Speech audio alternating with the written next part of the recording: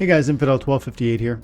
In this video, we're going to look at what you could buy within Splinterlands for roughly $50 to $100 that might significantly move the needle if you're moving from, let's say, Gold League, striving for Diamond, or even Champion. There are some things that might actually help you, and I'm going to share my opinion, but then I'm going to wrap it up in data. The data is coming to me from SPLINTERCOACH.com, which is the sponsor of the video, sponsor of the channel right now. They are a website that will track your personalized battle history within Splinterlands, and with that data you can begin to understand and discern what cards are working well together, which summoners are really kicking butt, which monsters are doing so, in what rule sets and at what mana caps, etc., different synergies. And sometimes you get surprised by what is doing well, and other times you get surprised by what is doing terribly. And knowing which is actually really going to help you win more often. But more than that, it's actually really fun to dive into the data. So I hope you'll see that in this video here today, and I hope you'll go check out splintercoach.com. They have a 7-day free trial for people who are interested, and they will track your data and help you win more, plus have some fun exploring that data. Thank you, Splinter Coach. Thank you guys for your time and attention, and special thank you to Eli, who dropped the comment that created this video. You will get a raffle ticket for that free plot of land. Stay tuned, guys. A couple weeks away from that. Bye for now. Elias goes, so if I could move some things around and get a very small amount of liquidity, like 50 or 100 bucks, what do you think I should consider if I want to upgrade my deck for Diamond Champ? I really don't have much. I have to rent a lot. I prefer buying maxed cards or really close. Money's tight, but if I had 50 or 100 bucks, what do you think I should consider if I want to upgrade my deck for Diamond Champ? Eli the Great, I think, is your account name. He goes, I never use the Gargoyle line, but this $12 gold foil is staring me down. That's the crazy thing. Like, some of these cards are just so cheap. You say to yourself, the gold foil, another card in my arsenal, and that is going to help me. So I totally get that. Like, even if you're like, I don't know, I don't really like that one. Or, you know, there's other cards that are sexier because they have a certain, like, gravitas to them, right? Like they're obviously winners. They win all the time. You know, one thing I might suggest, Eli, is just even to check out Splinter Coach. Get in there, try the week free, and when you do that, track the data on what is this thing tracks the data on your personalized record and can reveal to you how you're winning or how you're losing. And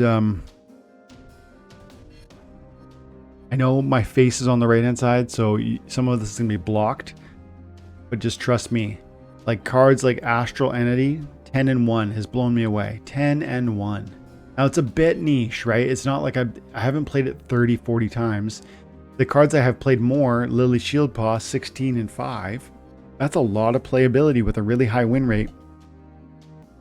Thaddeus Brood, this was surprising to me. Thaddeus Brood 15 and 9. 15 and 9 from Thaddeus Brood. And you can get relatively cheap gold foil version of him. What else? Grandmaster Wraith, no surprises there. 12 and 8. That's a strong record. Not you know, as high as some of those others, but 12 and 8, 600, batting 600. This really blew me away, and you can't buy them, but Helios Matriarch, the dragon summoner with the gladiator functionality, has been really actually pretty successful for me, and it's only fighting at a gold league level. I only have it at level 6, I think. And fighting in champion, I mean, it's still winning, you know, 4 out of 7 matches. Quixodevious, you probably already have all these ones, but I'm saying if you don't, this data is telling me that they're winners, that they win more than they disproportionately. What else? Maybe a few that you should note aren't working. I'm really surprised that Conquer Yask is at 12 and 26 for me. That's over, like, I feel like that's over a week of data tracking. It's being played a lot, and it's losing a ton. So that might be interesting to you. Then maybe some of the monster data. Look at this, Silent Shabby gone 8 and 0. Silent Shabby with the massive speed, and then the dodge functionality from and the resurrect functionality from that summoner that I mentioned. 9 and 0 or 10 and 0. Over here to buy. Summoners. I'm not sure which summoners you're missing. We can pull it up in a minute maybe, but You only got 50 bucks. Of those summoners that we just looked at, that we just saw data on, Thaddeus Brood, really great win rate for what it is. The price point is very reasonable, and you don't need gold foil. You can go ahead and just look at this, 70 cents. If you don't have this maxed out, I mean, right here, 47 bucks for a level 6. That's a great buy. And then of course, if you can stomach it, go up a bit higher, but that's the $47. So if you don't have a Thaddeus Brood, it's pretty interesting, especially considering the win rate and data that I'm seeing. Astral Entity is another beast, but it is a bit more of a niche play. You know, the 6 mana doesn't fit every time, but when it does, it's obviously a real winner. So those are maybe two that if you don't have, I would consider. Then Lily Shieldpaw was the other big winner. Dragon, amazing summoner. Again, 6 mana makes it a bit trickier, but because it's Dragon, that introduces potentially a whole other set of cards that can make it work for you.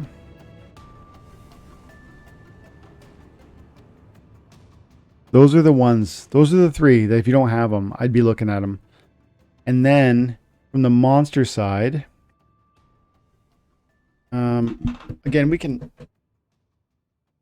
quickly pull up your deck, maybe.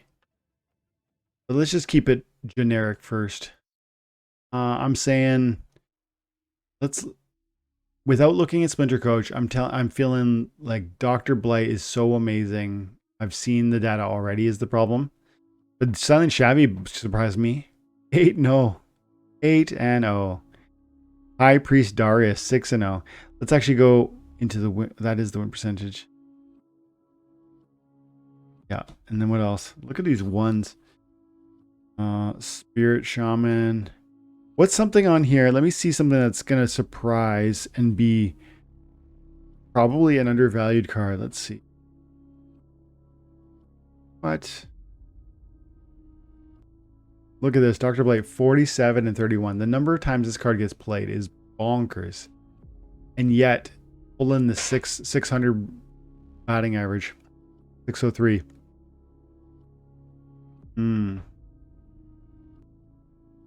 Murdali Guardian, if you don't have it leveled out, you need that thing. Bakjira is a beast. 19 and 7 from the Bakjira. 19 and 7. What an absolute animal, literally and metaphorically. What else? Ooh, Ashur Constantia, 15 and 7. So if you don't have any of the cards I'm ripping off here, if you don't have them, Shadowy Presence, 14 and 6. Great card because of that 1 mana, but you do need to only play that in the wild, of course. I'm surprised Ruz is a 12 and 11 card. I'm surprised Pelacor Bandit's 11 and 14. Maybe I'm lacking something to help these things out. That's the other thing. You need to take the data with a grain of salt, but when you hear me tell you Undead Priest is 11 and 4, there's a whole team play that's happening with the death in the wild format where you're weakening your opponent and you're using redemption to kill him. Oh, Crustacean King, 11 and 2. So there's a lot of fun data to look at with this, and you can track it for yourself for a week for free. I'm enjoying it. This is the, what's it called? This is like the early access. Things are still being worked on. Tomorrow, though, they're launching in earnest, and so if you're interested in subscribing, guys, check them out. They do have a paid service. They track your personalized data in a way that then helps you, one, do what we just did for 15 minutes, have fun looking at it, analyzing it, thinking it through. That's just, to me, that is actually fun. I could do this for another hour. Just look at the data and be like, Kraken's 10 and 5. That's cool. Okay, Rooney 10 and 3. There's another beast, but again, a little bit situational. Only 10 and 3, meaning only played 13 battles. So it's not fitting in as often as you might want for like a, what is it, a $2,000 card or something, like a $1,000 card.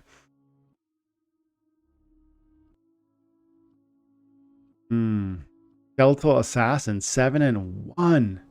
Halfling Alchemist, 7 and 2. Naga Windmaster, really? Naga Windmaster, 7 and 1. Do you have the Naga Windmaster? It's a great little, but you know what? It's a little niche, right? It's only playing, it's got a great record. When it plays, it wins, but it doesn't play as often as maybe you want. Like High Priest Darius is 6-0, but six games, kind of a big whoop maybe. So Bakjira, Strong, get it. Mardaling Guardian, get it. Dr. Blight, but it's so expensive. You said you only got 50 bucks. So Bakjira, Mardali Guardian, Osher Constantia, Shadowy Presence. Yeah. Oh, Crustacean King, 11 and 2. But that, again, that's wild. So those are some ideas for you. Amazing, amazing cards. I think you're called Eli the Wise. There we go.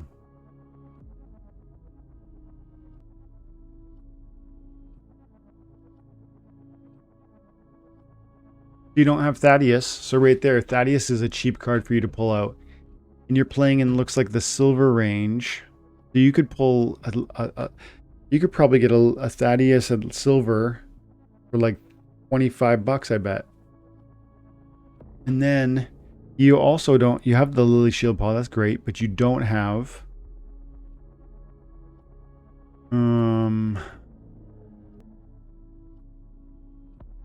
no. I'd probably pick up Thaddeus Brood for one thing. And then oops. And then I mean, I know you're not playing in the wild format, so I'm not recommending Shadowy Presence. It's an amazing card though. But let's go to Death Splinter. First Slime Balls, 11 and 6. Undead Priest, 11 and 4. Those are wild cards. The Silent Shabby. Do you even have it? 8-0. Silent Shabby in conjunction with Skeletal Assassin, but again, that's wild. Cursed Wendigo, 5 and 1. You probably, everyone's got the Cursed Wendigo. How is my Pegasus, my Corrupted Pegasus, which is an amazing, expensive card, 4 and 6? See, okay, hang on. So let's look at Silent Shabby. See if you got that one, because that's a card you need.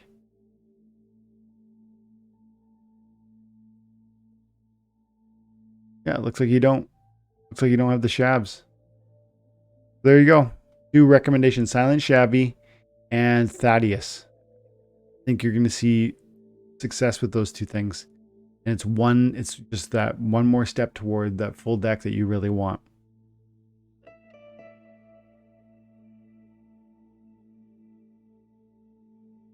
Eli says, I'll check Splinter Coach out for sure. Thanks for the advice. Yeah, man. Splinter Coach has been sponsoring the channel for like 2 weeks. They're with us for 90 days. So hopefully, I guess, you know, honestly, God willing, it'll be a product that people will enjoy as much as I'm enjoying, and they'll do well. And then that'll be one more sort of app within the space that's helping us. What I really like about it is that it's like, it's not just a tool to win. Like you can get XSpot, you can get, you know, you can get different tools and whatever that are going to help you win this game more. But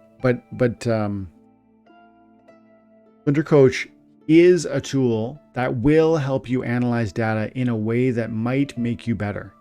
But more than that, it's actually just fun. It's actually just another fun way to track what I'm doing in Splinterlands and to learn. I love that. So yeah, check it out.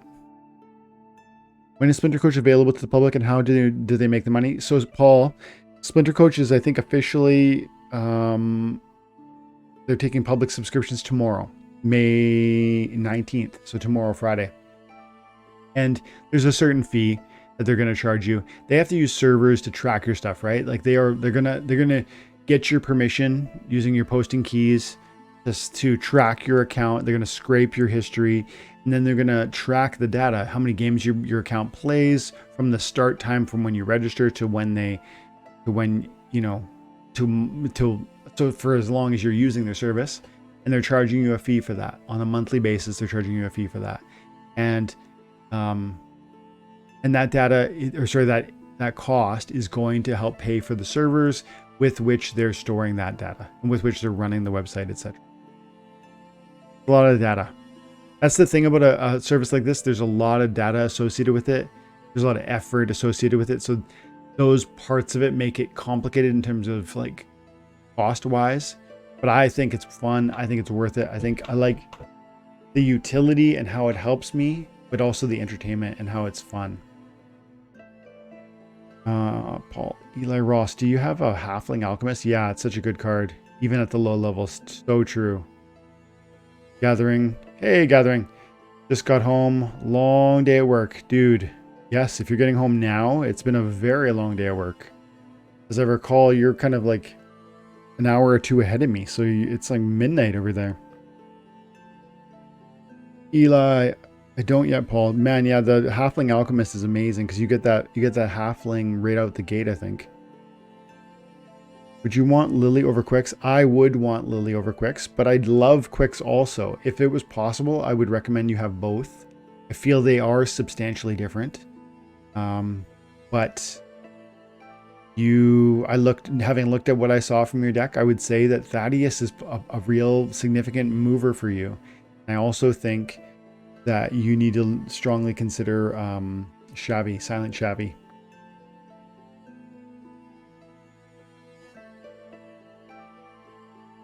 Gathering the Magic. I love Thaddeus and Kelia in Bronze Silver. Yeah, the speed, right? I thought Kelia was going to be crush. That's another point where I've really learned with Splinter Coach. I thought Kelia was going to be an absolute destroyer of worlds. I don't know. I feel like when I play Kelia, I always lose. And so I thought, you know, Kelia is going to be a real winner for me, but it hasn't been met. And if we look at the data, it's like 24 and 23. Yeah, great. I love that it's over 500. But that is by no means, right? It's not like it's running away from the others here, summoners. I mean, Possibilis is 8 and 8. You know, yeah, I guess, you know, at least I've got 24 wins. More, it's useful across more scenarios. But even if I look at Splinter by Splinter, I mean, Parsa, mediocre. Are any of the rare? Obsidian is better, but it's only played in 6 matches. Wow. I'm trying to see if there's anybody who jumps out at me as being... It's Thaddeus, man. Thaddeus is the best rank for the rare summoners from that sort of ilk or era.